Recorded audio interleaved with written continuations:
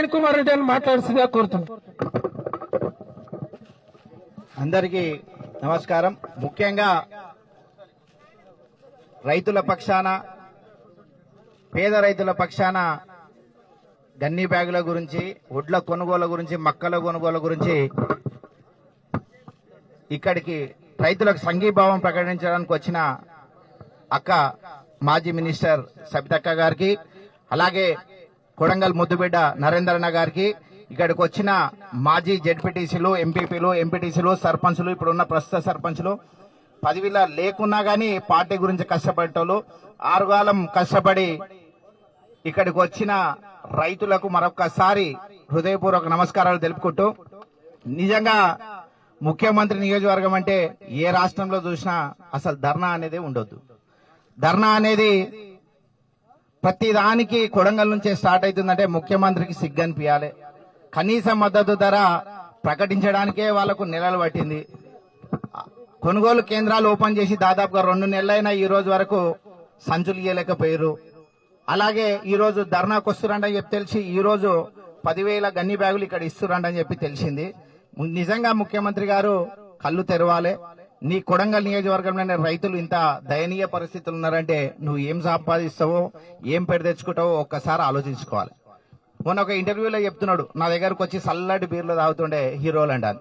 అయ్యా ముఖ్యమంత్రి గారు, వాళ్ళకి తాపుకోండి చల్లటి బీర్లు, కానీ రైతులు ఎండుగాలం దగ్గర 20-25 రోజుల నుంచి రోడ్ల పాలవుతారంటే ఒక్కసారి ఆలోచించుకోవాలి. ఆ వర్షాలకు ఆల్రెడీ వరి ధాన్యం దెబ్బతిన్నది, మొలకలు ఎత్తుతున్నాయి, కలర్ చేంజ్ అవుతుంది. ఇప్పటి కూడా మీరు స్పందించకుంటే చెంపపెట్టు లాంటి సమాధానం ఖచ్చితంగా మీ కొడంగల్ నుంచే స్టార్ట్ అవుతుంది. రాను భవిష్యత్తులో నిజంగా అభివృద్ధిలో ముందు పదంలో ఉందంటే నాకు తెలిసిందైతే ఈయన సంపాదన మీదనే పడ్డాడు. ఆ రోడ్లు చిన్నవి తీసి పెద్దవి చేస్తుండే తప్పించి రైతులకు ఉపయోగపడేది కానీ నిజంగా మన కొడంగల్ అవసరాలకు తగ్గట్టు కానీ ఏది జరగడం లేదు. ముఖ్యంగా రేవంత్ రెడ్డి గారు, మీరు రండి, మీ నియోజకవర్గంలో మీరు ఏ విలేజ్ సెలెక్ట్ చేసుకుంటారో చేసుకోండి, ఏ మండలి సెలెక్ట్ చేసుకుంటారో చేసుకోండి. నిజంగా రైతుల కష్టాలు ఏందో మీరు కల్లారా చూడాలి. ఏదో మీరు నిన్న ఇంటర్వ్యూలో చెప్తున్నా నేను ఫోన్లు ఎత్తాండని చెప్పి, అంటే ఎత్తితే బాధ మీకు తెలుస్తుంది, మీరు ఫోన్లు ఎత్తలేరండి చెప్పి అది సిగ్గు చేయటం. నిజంగా మీ అధికారులు పనిచేస్తారంటే ఎట్లా పనిచేస్తారో చూసుకోండి. మీ నియోజకవర్గంలోనే స్కామ్లు, స్కీమ్లు అన్ని మీ దగ్గరనే స్టార్ట్ అవుతున్నాయి. అంటే 7 కోట్ల రూపాయలు దాదాపుగా దుర్వినియోగం జరిగింది కొడంగల్ నియోజకవర్గంలో అధికారులతోటి. దానిపైన ఇప్పటి వరకు పెద్ద చర్య ఏం లేదు. అంటే మీరు దేన్ని సమర్థిస్తున్నారో మీరు ఒక్కసారి ఆలోచించుకోవాలి. నిజంగా ఒక గంట 2 గంటలే మనం ఒక ఎండలు తిరగడానికి కష్టపడుతున్నాం. అలాంటిది రైతులు 20-25 రోజుల నుంచి ఇట్లా కష్టపడుతున్నారంటే ఒక్కసారి ఆలోచించాలి. కేంద్ర రాష్ట్ర ప్రభుత్వాలు రెండు కూడా రైతుల నడ్డి పెరుగుతున్నాయి. యూరియా సంచులు దాదాపుగా 300 రూపాయల పైన పెరుగుతున్నాయి అంటే ఒక్కసారి ఆలోచించుకోవాలి.